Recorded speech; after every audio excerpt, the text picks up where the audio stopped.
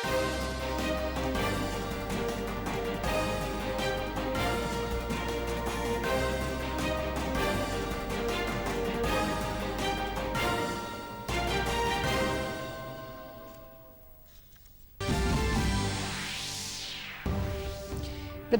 नरेंद्र मोदी ने एमएसएमई क्षेत्र पर बजट के बाद वेबिनार को किया संबोधित। एमएसएमई को बताया भारत के औद्योगिक विकास की रीढ़ का दुनिया का हर देश भारत के साथ अपनी आर्थिक साझेदारी को करना चाहता है मजबूत। मुख्य चुनाव आयुक्त ज्ञानेश कुमार ने चुनाव अधिकारियों को राजनीतिक दलों के प्रति सुलभ और उत्तरदायी होने का दिया निर्देश। कहा नियमित बैठक कर सुलझाए वैधानिक मुद्दे।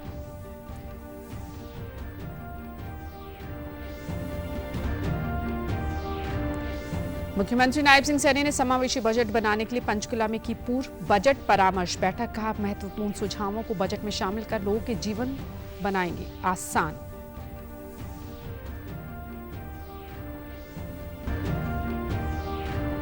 और केंद्र सरकार ने बसों और ट्रकों में हाइड्रोजन के इस्तेमाल के लिए 5 पायलट परियोजनाओं की शुरू। केंद्रीय मंत्री नितिन गडकरी ने भारत के पहले हाइड्रोजन ट्रक ट्रायल को हरी झंडी दिखाकर किया रवाना।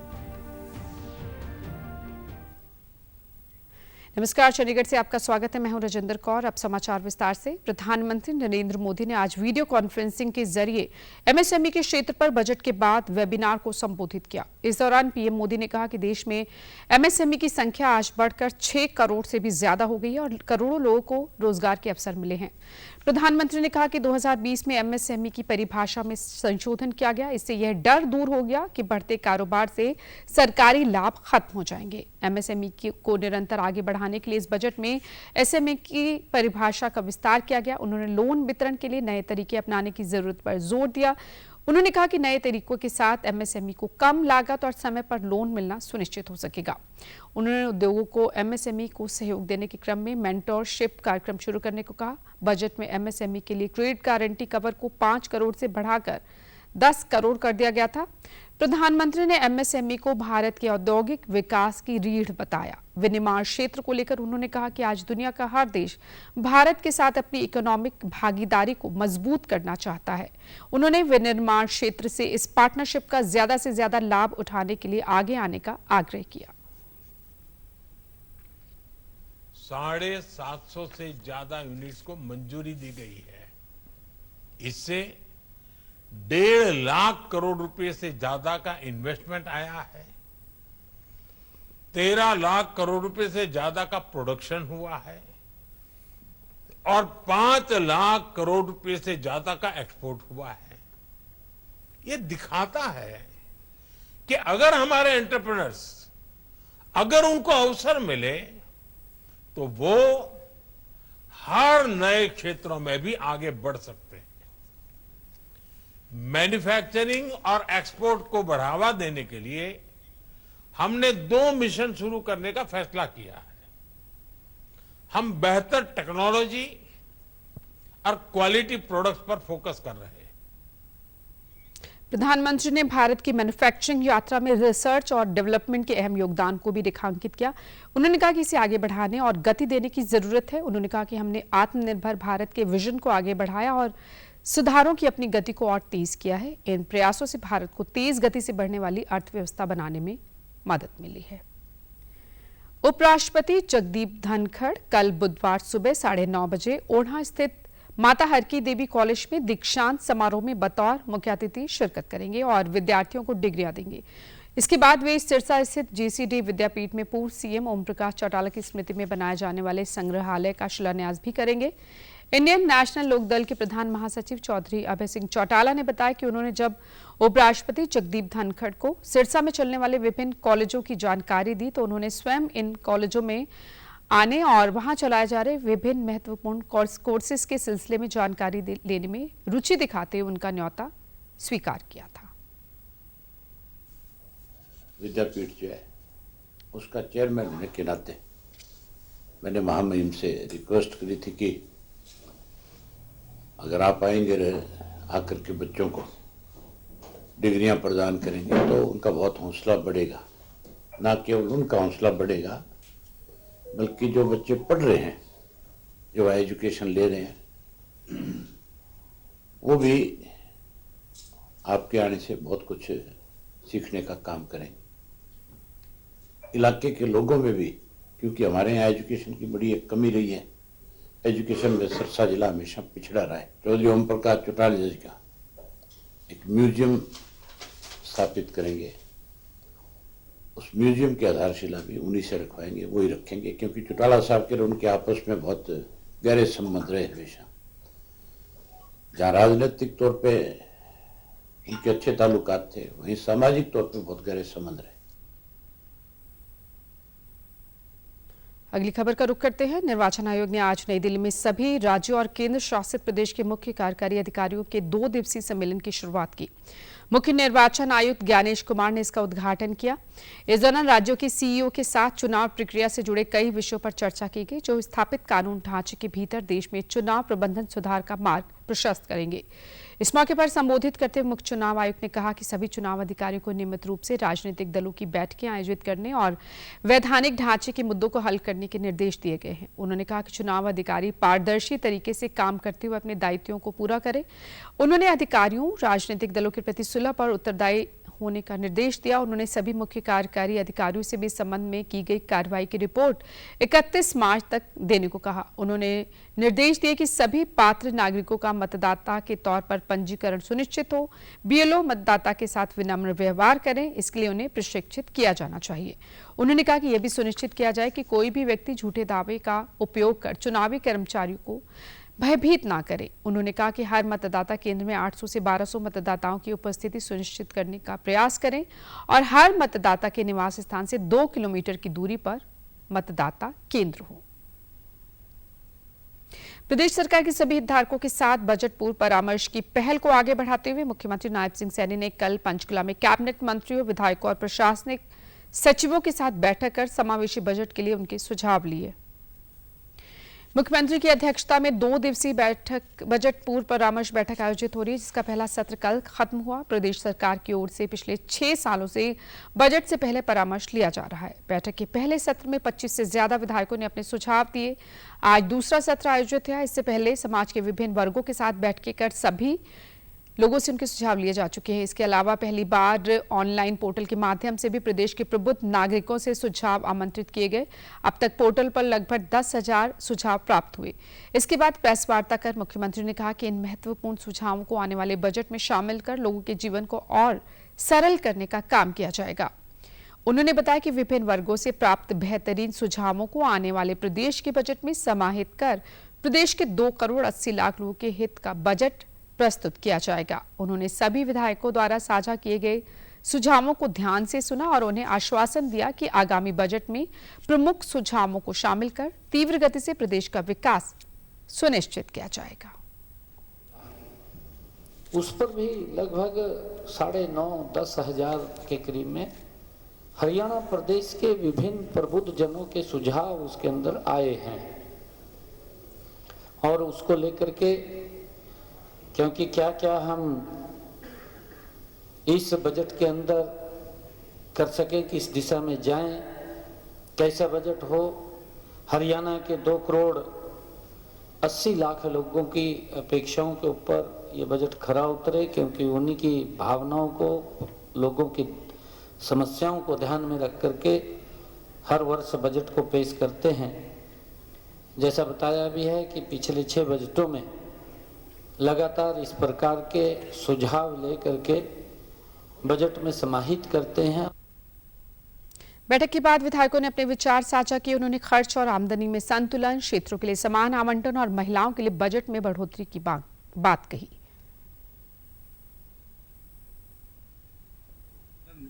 राज्य का कैसे मजबूत हो और ऋण का भार कैसे प्रदेश की जनता पे कम हो और सरकार ज़्यादा से ज़्यादा अपने संसाधनों को लोगों के भलाई के लिए करें, इसी तरह के सुझाव जो हम ठीक है। तो हमने कहा है कि मुख्यमंत्री जी आप फाइनेंस मिनिस्टर भी हैं, जो महिला विधायक हैं, कोई विधायकों महिलाओं के तो खिलाफ लड़के नहीं आती है, तो महिला विधायकों को आप बजट में एक्स्ट्रा बजट देने का काम करें। साथ ही साथ में चाहे विपक्ष के विधायक हो चाहे सत्ता पक्ष के विधायक हो, सभी को आप सबका विकास और सबका साथ का जब बात कर रहे हैं तो सभी पूरे प्रदेश में समान विकास से समान दृष्टि से जो है वो विकास होना चाहिए। देखिए मेन मुद्दा तो हमारा अच्छी शिक्षा देना है। आज ड्रग्स एक बहुत बड़ी एक समस्या है। हमारे यूथ पढ़ा लिखा जो है प्रदेश और देश से पलायन कर रहा है, जो चिंता का विषय है, जो टंकी के माध्यम से जा रहे हैं। केंद्रीय शहरी विकास और ऊर्जा मंत्री मनोहर लाल ने कचरा प्रबंधन और संसाधनों के पुनरुपयोग को आज के समय की जरूरत बताया। वे कल जयपुर में एशिया और प्रशांत क्षेत्र के 3R और सर्कुलर इकोनॉमी फोरम के उद्घाटन सत्र को संबोधित कर रहे थे। इस मौके पर उन्होंने प्रधानमंत्री मोदी के दृष्टिकोण को आगे बढ़ाते हुए सिटीज कोलिशन फॉर सर्कुलरिटी की घोषणा की। यह शहरों के बीच सहयोग, ज्ञान के आदान प्रदान और निजी क्षेत्र की भागीदारी के लिए एक बहुराष्ट्रीय पहल है। उन्होंने कहा कि हम प्रस्ताव करते हैं कि इस सहयोग की संरचना और परिचालन की रूपरेखा को अंतिम रूप देने के लिए सदस्य देशों का एक कार्य समूह बनाया जाए। उन्होंने कहा कि अभी तक 3R पर कार्य कर रहे थे, अब 3C पर काम करेंगे। ये सिर्फ जिम्मेदारी नहीं बल्कि एक आर्थिक आवश्यकता है। उन्होंने बताया कि औद्योगिकरण के कारण कचरे में वृद्धि हुई है और संसाधन की अक्षमता बढ़ी है। उन्होंने कहा कि अब समय आ गया है कि इन पारंपरिक सतत विधियों को आधुनिक बनाया जाए और उन्हें तकनीकी प्रगति के साथ एकीकृत किया जाए।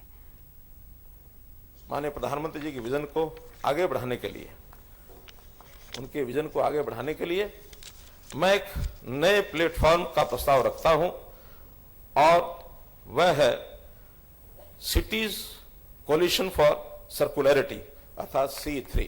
अभी हम 3R पर काम कर रहे हैं, अब हम C3 पर काम करेंगे।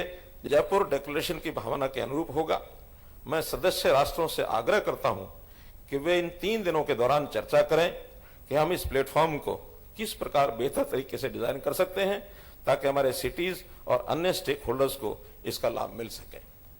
भारत सिटीज कोलिशन फॉर सर्कुलरिटी अर्थात C3 को एक प्रमुख डिजिटल प्लेटफॉर्म के रूप में प्रस्तुत करेगा जो city to city collaboration, technical institutions, साझेदारियों, निजी क्षेत्र के संयुक्त उपक्रमों और इस तरह की पहलों को बढ़ावा देगा।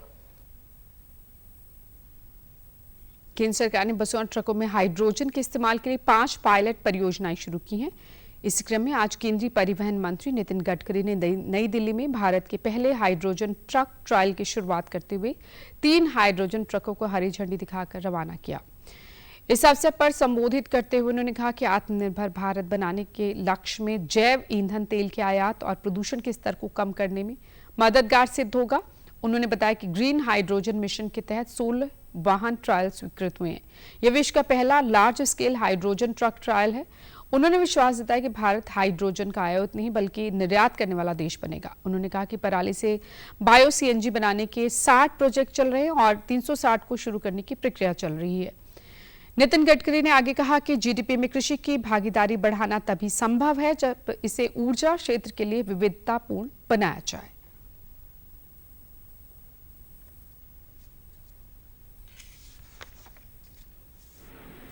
In this green hydrogen mission, now 16 hydrogen powered vehicles have been sanctioned for trial runs. Actually, this is the first time we are starting the world's first large scale hydrogen truck trial with Tata and Indian Oil. Hydrogen IC tractor trailer, then fuel cell tractor trailer and hydrogen IC truck. This will run in Faridabad, Delhi NCR and Ahmedabad, Surat, Vadodara for the next 18 to 24 months. We need to make this experiment successful without no one can going to believe us. Hydrogen, and regarding hydrogen, I am confident कि हम ऊर्जा को आयात करने वाले नहीं, because of hydrogen हम ऊर्जा को निर्यात करने वाला देश बनने वाले हैं, using different type of biomass. Already 60 projects are operated and 360 projects are in the process. इन परियोजनाओं में कुल 37 बसें और ट्रक और 9 हाइड्रोजन ईंधन भरने वाले स्टेशन शामिल होंगे। शुरुआती तौर पर 15 हाइड्रोजन ईंधन सेल आधारित वाहन और 22 हाइड्रोजन आंतरिक दहन इंजन आधारित वाहन चलाए जाएंगे। ये वाहन ग्रेटर नोएडा, दिल्ली, आगरा, साहिबाबाद, फरीदाबाद, भुवनेश्वर, कोणार्कपुरी और अहमदाबाद, बडोदरा, सूरत से देश भर में 10 अन्य मार्गों पर चलेंगे। इन परियोजनाओं के लिए लगभग 208 करोड़ रुपए की वित्तीय सहायता प्रदान की जाएगी। ये परियोजना अगले 18 से 24 महीनों में शुरू हो सकती है। भाजपा प्रदेश अध्यक्ष मोहनलाल बड़ौली ने सभी निकायों में पार्टी की जीत का दावा किया है। उन्होंने निकाय चुनाव में कम मतदान पर चिंता जताते हुए कहा कि इसके लिए सभी को जागरूकता अभियान चलाने होंगे। यह चिंता वोटरों के द्वारा ही दूर हो सकती है। वे कल करनाल में लोकतंत्र पर आयोजित एक अंतर्राष्ट्रीय संगोष्ठी में हिस्सा लेने पहुंचे थे। इस दौरान मीडिया से बातचीत करते हुए उन्होंने कहा कि दिल्ली की तरह कांग्रेस यहां भी जीरो पर आउट होगी। उन्होंने कहा कि एशिया के ऐसे कई देश हैं जहां आज लोकतंत्र को मजबूत करने की आवश्यकता है। बड़ौली ने कहा कि भारत में लोकतंत्र मजबूत है, लेकिन कुछ पार्टियां अपने स्वार्थ के लिए भ्रामक और निराधार बातें करती रही हैं। एक देश एक चुनाव के मुद्दे पर उन्होंने कहा कि देश के नागरिकों को इस पर मंथन कर सुझाव देना चाहिए ताकि पूरे देश में एक ही समय पर चुनाव हो। की बार बहुत अच्छा चुनाव हुआ है, शांतिपूर्ण ढंग से हुआ है, सबने अपने मत का प्रयोग किया है और जिन्होंने मत का प्रयोग किया है मैं उन सबको बहुत बहुत बधाई भी देता हूँ और जिन्होंने अपने मत का प्रयोग नहीं किया उनसे निवेदन भी करूंगा 5 वर्ष के बाद जो एक पर्व आता है इसमें जरूर अपना वोट का दान जरूर करना चाहिए और सभी स्थानों पर भारतीय जनता पार्टी जीत के आएगी। और जिस प्रकार से दिल्ली के अंदर कांग्रेस जीरो पर आउट हुई है, इस निकाय चुनाव में कांग्रेस से कहीं नहीं है वो जीरो पर आउट होगी। भारत में लोकतंत्र मजबूत हुआ है। हालांकि कई पॉलिटिकली पार्टियां ऐसा राजनीतिक बयानबाजी करती रही कि लोकतंत्र खतरे में, लेकिन सही मायने में अगर पूरी दुनिया में देखा जाए तो भारत लोकतांत्रिक दृष्टि से लोकतंत्र में बहुत मजबूत देश है। 1 नेशन 1 इलेक्शन की जो बात देश के प्रधानमंत्री नरेंद्र मोदी जी ने जो व्यक्त की है, मैं आपके माध्यम से निवेदन करूंगा ये देश की 140 करोड़ जनता इस पर मंथन करे, अपना विचार दे और एक राष्ट्र में एक ही बार चुनाव हो, इस बात के आगे बढ़े। सिरसा में स्थानीय निकाय चुनाव के बाद सभी ईवीएम को चौधरी देवीलाल विश्वविद्यालय के मल्टीपर्पज हॉल में बनाए गए स्ट्रांग रूम में रखा गया है। 12 मार्च को यहां पर मतगणना की जाएगी। मतगणना के लिए सिरसा के एसडीएम राजेंद्र कुमार को रिटर्निंग ऑफिसर बनाया गया है। गौरतलब है कि रविवार को सिरसा नगर परिषद के प्रधान और 32 वार्ड सदस्य के लिए मतदान हुआ था। सिरसा में मतदान का प्रतिशत 56.4 रहा था। आरओ राजेंद्र कुमार ने तहसीलदार के साथ स्ट्रांग रूम का निरीक्षण भी किया। तहसीलदार शुभम कुमार ने बताया कि यहाँ 2 स्ट्रांग रूम बनाए गए हैं, जिसमें से एक में चेयरमैन पद की ईवीएम और दूसरे में पार्षद पद की ईवीएम को रखा गया है। ईवीएम की सुरक्षा के लिए 3 लेयर सिक्योरिटी की व्यवस्था की गई है। स्ट्रांग रूम पर सीसीटीवी कैमरे लगाए गए हैं। सुरक्षा व्यवस्था के लिए एक कंपनी तैनात की गई और इस क्षेत्र में 10 पेट्रोलिंग पार्टियां गश्त पर तैनात हैं। जिला प्रशासन ने 3 मैजिस्ट्रेट की नियुक्ति की है जो 8-8 घंटे की शिफ्ट में ईवीएम की सुरक्षा सुनिश्चित करेंगे।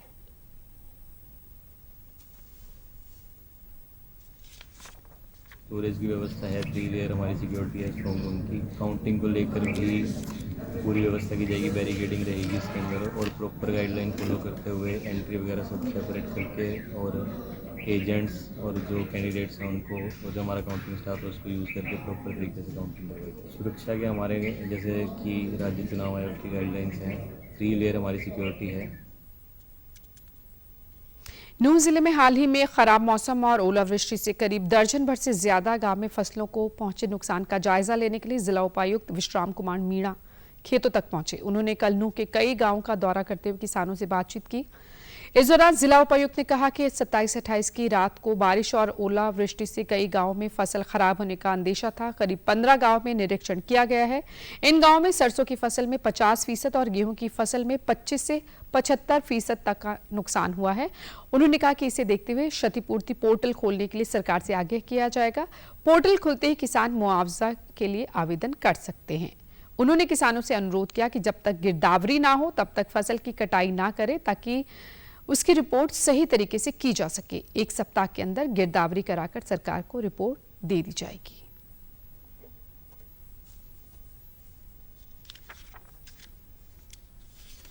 गाँव में सरसों की फसल में तो 50% से ज़्यादा नुकसान है जो फसल खड़ी है और गेहूं की फसल में 25% से लेकर 75% तक नुकसान है। तो आज हम अभी हेडक्वार्टर को ई क्षतिपूर्ति पोर्टल को इन गाँवों के लिए खोलने के लिए रिक्वेस्ट भेज रहे हैं। जैसे वो पोर्टल खोल दिया जाएगा उसके बाद जो भी किसान है वो नज़दीकी CSC सेंटर से या सरल केंद्र से अपनी खराबे की रिपोर्ट दे सकता है ताकि खराबा गिरदावरी कराई जा सके। साथ ही मेरा उसमें ये भी अनुरोध है कि जैसे सरसों की फसल जो पूरी तरह से खराब हो चुकी है और उसको अभी काटा जा रहा है, तो 2 दिन जब तक खराबा गिरदावरी ना हो जाए तब तक उसको स्टैंडिंग क्रॉप रहने दें ताकि उसकी रिपोर्ट प्रॉपर जा सके और हम सरकार को समय पे अगले 1 हफ्ते का टारगेट हमारे पास कि हम 1 हफ्ते में खराबा गिरदावरी करा के रिपोर्ट दे दें ताकि जो सरकार की नीति के तहत उचित मुआवजा किसान को मिल सके।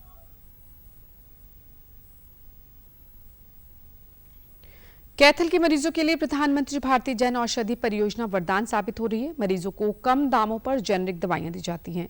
इस योजना के तहत कैथल में जेनरिक दवाइयों की कई दुकानें खुली हैं। साथ ही सरकारी अस्पताल के प्रांगण में भी मरीजों की सुविधा के लिए केमिस्ट की दुकान शुरू की गई है। मरीजों की ओर से इस परियोजना का स्वागत किया जा रहा है। जन औषधि केंद्र पर दवाइयां लेने वाले मरीजों की संख्या में भी लगातार बढ़ोतरी हो रही है। हर रोज अलग अलग रोगों से ग्रस्त मरीज यहाँ से दवाइयां खरीदकर इसका लाभ उठा रहे हैं। जेनरिक दवाइयां खरीदने के लिए आए लोगों ने कहा कि प्रधानमंत्री नरेंद्र मोदी का यह कदम वास्तव में बीमार लोगों के लिए बेहद हितकारी साबित हो रहा है। उन्होंने कहा कि वे लंबे समय से गंभीर बीमारी की दवाई खा रहे हैं और कम कीमत पर मिलने वाली जेनरिक दवाइयों से उन्हें काफी मदद मिल रही है। गरीब वर्ग के मरीज अब काफी राहत महसूस कर रहे हैं।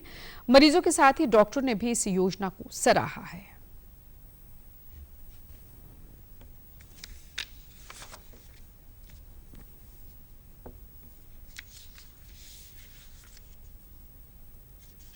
बहुत बढ़िया है।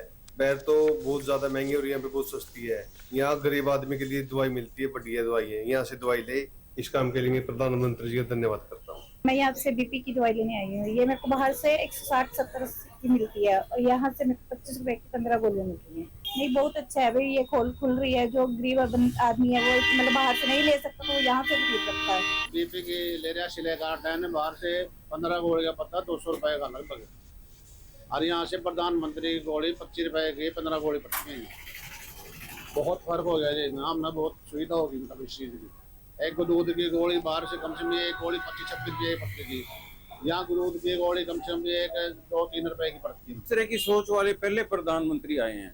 इससे दुनिया जहान को फायदा हुआ है। मैं कितने पेशेंट्स को जानता हूँ, कितने लोगों को जानता हूँ जो पर्टिकुलरली इसी दुकान से लेते हैं और कई दूसरी दुकानों दूसरे शहरों में भी मेरे रिश्तेदार भी लेते हैं। वो बहुत सेटिस्फाइड हैं और इनका तो बिहेवियर बहुत ही अच्छा है।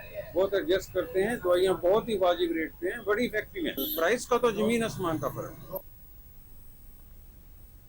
फतेहाबाद जिला प्रशासन और रेड क्रॉस सोसाइटी द्वारा भारतीय कृत्रिमंग निर्माण निगम लिमिटेड मोहाली के सहयोग से दिव्यांगजन और वरिष्ठ नागरिकों के लिए विशेष मूल्यांकन शिविर आयोजित किए जा रहे हैं। इन शिविरों में पात्र लाभार्थियों को व्हीलचेयर, ट्राइसिकल, कान की मशीन, बैसाखी वॉकर जैसे अन्य सहायक उपकरण फ्री में दिए जाते हैं। रेड क्रॉस सोसाइटी फतेहाबाद के सचिव राकेश कुमार ने बताया कि इस योजना के तहत सहायक उपकरण वितरण शिविर का आयोजन किया गया है। लाभार्थियों के दस्तावेज जमा कर लिए गए और 15 से 20 दिनों में उन्हें उपकरण उपलब्ध करवा दिए जाएंगे। उन्होंने बताया कि इससे पहले पिछले साल अगस्त में 90 लाख और फरवरी में 1 करोड़ 2 लाख रुपए के उपकरण जरूरतमंदों को वितरित किए गए थे।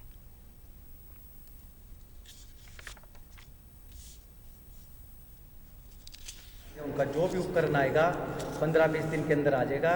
उससे इनको सारा जो भी किसी को कानों की मशीन थी, पहिया साइकिल या बैटरी वाली रिक्शा, जिसको भी जो भी उपकरण चाहिएगा वो उपलब्ध करा दिया जाएगा। साल में कई बार 2 बार भी कर दिया जाता है जी, कई बार साल में 1 बार भी कैंप लगता है जी। ये पीछे भी हमने फरवरी अगस्त में बांटे थे सर। ये हमारे 90 लाख रुपए का बांटे थे जी। और इससे पहले हमने फरवरी में बांटे थे साल 1 करोड़ 9 लाख रुपए की। जैसे ही कैंप खत्म होता है ऊपर से वो अपनी कार्रवाई पूरी करके हमें भिजवा देते हैं, हम लाभार्थियों को दे देते हैं सर। शिविर में पहुंचे लाभार्थियों ने सरकार की इस पहल की सराहना करते हुए कहा कि ये योजना दिव्यांगों और वरिष्ठ नागरिकों के लिए बहुत मददगार है, जिससे उन्हें सहायक उपकरण निःशुल्क मिल रहे हैं। लाभार्थी राजकुमार ने बताया कि उन्हें कान की सुनने की समस्या है, जिसके लिए वे फॉर्म भरने आए थे। लाभार्थी दिलेर सिंह ने बताया कि उन्हें कहीं आने जाने में परेशानी होती है, इसलिए वे व्हीलचेयर के लिए आवेदन करने आए हैं। उन्होंने फॉर्म जमा करवा दिया है, उनकी फोटो ली गई और अब वे 15-20 दिनों में उपकरण मिलने का इंतजार कर रहे हैं। शिविर में आए अन्य लाभार्थियों ने भी इस पहल को सराहा और कहा कि सरकार द्वारा दी जा रही सहायता उनके जीवन को आसान बना रही है।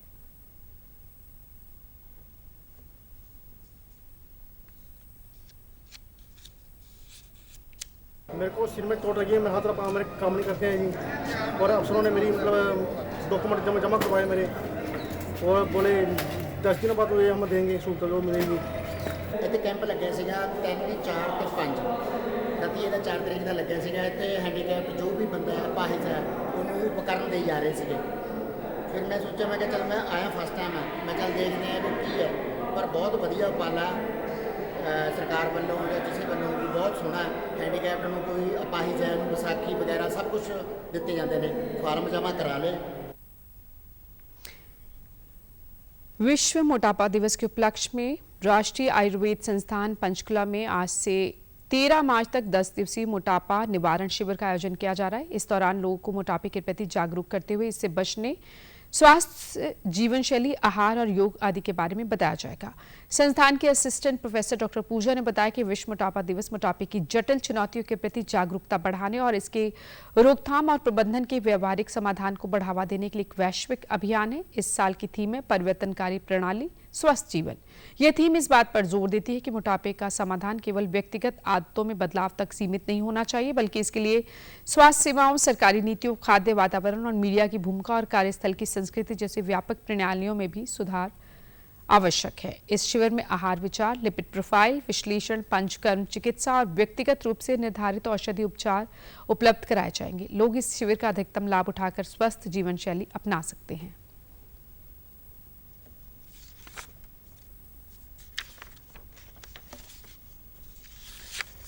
अवसर पर राष्ट्रीय आयुर्वेद संस्थान से 4 मार्च से 13 मार्च तक एंटी ओबेसिटी कैंप का आयोजन किया जा रहा है, क्योंकि ओबेसिटी या मोटापा सिर्फ एक डिसीज या रोग नहीं है, ये हमारा आहार और जीवन शैली के कारण से हुआ है। इस शिविर में हम डाइट प्लान और lifestyle guidance, panchakarma therapy, yoga session और ओरल मेडिकेशंस, साथ में हम लिपिड प्रोफाइल और आरबीएस का निःशुल्क परीक्षण भी करा रहे हैं। हमारे माननीय प्रधानमंत्री श्री नरेंद्र मोदी जी ने भी फिट इंडिया मूवमेंट के दौरान स्वस्थ शरीर, स्वस्थ मन और स्वस्थ राष्ट्र के बारे में बात कर रहे हैं। तो इसी जो मोटो है या इसी को हम आगे बढ़ाते हुए राष्ट्रीय आयुर्वेद संस्थान से हम इस कैंप को आयोजित कर रहे हैं, ताकि लोगों को सारी दिशा से, मतलब उनके आहार, उनके जीवन शैली, उनके दवाइयाँ, उनके थेरेपी, ये सब कुछ हम सही तरीके से करवा सके उनको।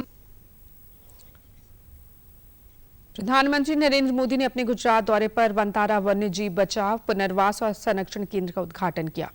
वनतारा में 2000 से ज्यादा प्रजातियां और 1 लाख से ज्यादा बचाए गए लुप्तप्राय और संकटग्रस्त जानवर रहते हैं। इस दौरान पीएम मोदी ने एशियाई शेर शावकों, सफेद शेर शावक, क्लाउडेड तेंदुए शावक और कैरकल शावक देखे। उन्होंने शावकों को खाना भी खिलाया। प्रधानमंत्री ने यहां दी जाने वाली विभिन्न सुविधाओं का भी जायजा लिया। उन्होंने वनतारा में वन्यजीव अस्पताल का भी दौरा किया और पशु चिकित्सा सुविधाओं को देखा। यात्रा के सबसे उल्लेखनीय क्षणों में से एक था पीएम मोदी की एक गोल्डन टाइगर और 4 स्नो टाइगर्स से मुलाकात, जिन्हें एक सर्कस से बचाया गया था, जहां उन्हें करतब दिखाने के लिए मजबूर किया जाता था। जिस सफेद शेर के शावक को पीएम मोदी ने बोतल से दूध पिलाया, उसका जन्म केंद्र में तब हुआ था जब उसकी मां को बचाया गया था और देखभाल के लिए वनतारा लाया गया था। 3000 एकड़ में फैला वनतारा रिलायंस की जामनगर रिफाइनरी के परिसर में स्थित है। ये वन्य जीवों के कल्याण के लिए समर्पित बचाव केंद्र और दुर्व्यवहार और शोषण से बचाए गए पशुओं को अभयारण्य, पुनर्वास और चिकित्सा देखभाल प्रदान करता है।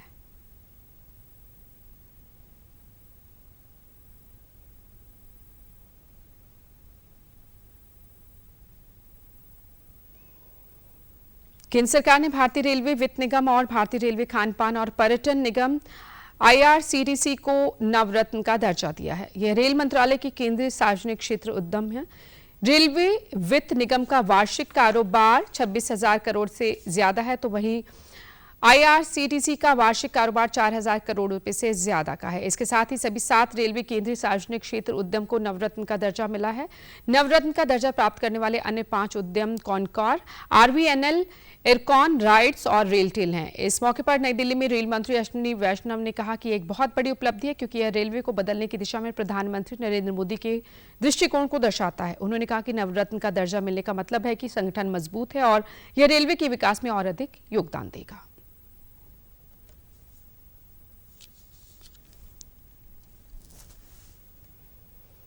साथ के साथ जो लिस्टेड PSUs हैं, वो साथ के साथ नवरत्ना स्टेटस मिला है। आज IRCTC और IRFC इन दोनों को भी नवरत्न का स्टेटस मिला है। मैं माने इस बुलेटिन में फिलहाल इतना ही, इजाजत दीजिए, नमस्कार।